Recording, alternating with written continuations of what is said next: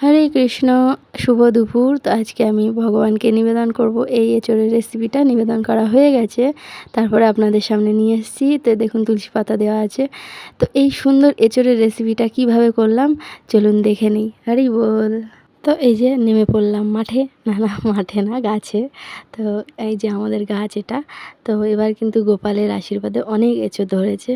তো আমার কিন্তু খুবই ইচ্ছা ছিল যবে থেকে এঁচোড়টা ধরছে যে কবে এই এঁচোড় গাছ থেকে বানিয়ে কেটে ভগবানকে ভোগ নিবেদন করব। তো সেই সুযোগ চলে আসলো, মোটামুটি খাওয়ার যোগ্য হয়েছে।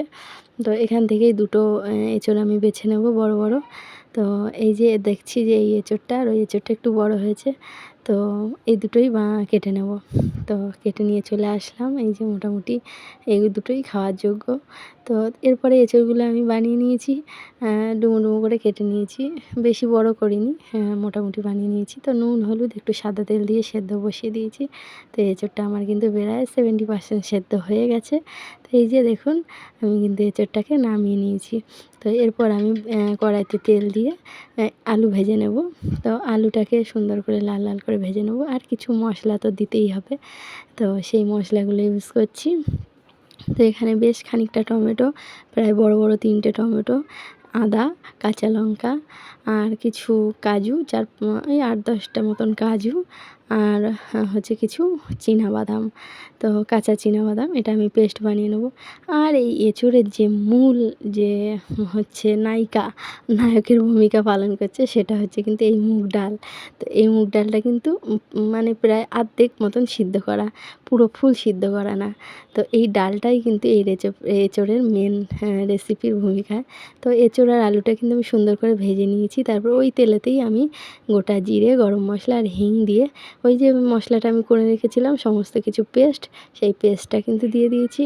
তো এরপরে আমি একে একে নুন চিনি দেবো। নুন চিনি না দিলে কিন্তু পুরো বেকার হয়ে যাবে রান্নাটা। তো নুন চিনি দিতেই হবে। তো নুন চিনি পরিমাণ মতন দিলাম। চিনির বদলে আমি মিশ্রি ব্যবহার করেছি, কারণ চিনিটা আমরা অতটা খাওয়া হয় না, সেই জন্য মিশ্রি ছিল, মিশ্রি দিয়েছি। তো তারপরে একে একে গুঁড়ো মশলা যা ছিল সবই কিন্তু প্রায় দিতেই হবে। যেমন আপনার ধনে গুঁড়ো, জিরে গুঁড়ো, লঙ্কা গুঁড়ো, হচ্ছে এইটাই। তারপরে এই যে সুন্দর করে কষিয়ে নেওয়ার পরে এই যে তেলটা কিন্তু সুন্দর ছেড়ে এসছে। এবার এই যে ডালটা যেটা আমি সিদ্ধ করে রেখেছিলাম আধা সিদ্ধ, সেই ডালটা কিন্তু আমি দিয়ে দিলাম।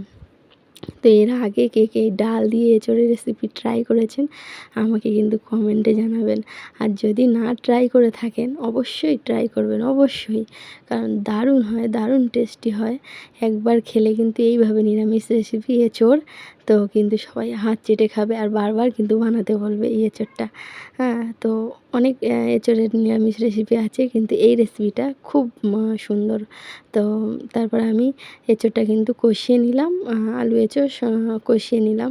নেওয়ার পরে পরিমাণ মতন জল দিয়ে দিলাম, গরম জল দিয়েছি অবশ্যই। তো গরম জল দেওয়ার পরে এই যে খানিকটা জল আমি কিন্তু ফুটিয়ে নিয়েছি। নেওয়ার পরে এই যে পরিমাণ রসাটা আমি রাখবো, তো এর থেকে বেশি গায়ে গায়ে আমি আর করব না। তো একটু ঘি গরম মশলা দিয়ে ভগবানকে ভোগ নিবেদন করে দিয়েছি। এখন আমি নিজে প্রসাদ পেতে বসেছি। তো এই যে একটু আলু দিয়ে, রসা দিয়ে আর এঁচোড়টা দিয়ে সুন্দর করে অন্নটা মেখে নিব।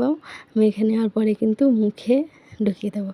তো মুখে দেওয়ার পরে কি বলবো, এত সুন্দর স্বাদ হয়েছে এঁচোড়টা, আমার পুরো বাকরুদ্ধ হয়ে যাচ্ছে। তো অবশ্যই এটা রাধারানীর কৃপা, ভগবানের কৃপা, ভগবানের অধরামৃত, সেই জন্যই মহাপ্রসাদ, বৈষ্ণবগণের মহাপ্রসাদ, সেই জন্য এত সুন্দর টেস্ট হয়েছে। তো আপনাদের কেমন লাগলো এঁচোড় রেসিপিটা অবশ্যই কমেন্ট করে জানাবেন। আর অবশ্যই বাড়িতে বানাবেন। তো সুন্দর করে বাড়িতে বানান, ভোগ নিবেদন করুন, সবাইকে খাওয়ান। হরে কৃষ্ণ, হরি বল। সবাই ভালো থাকুন।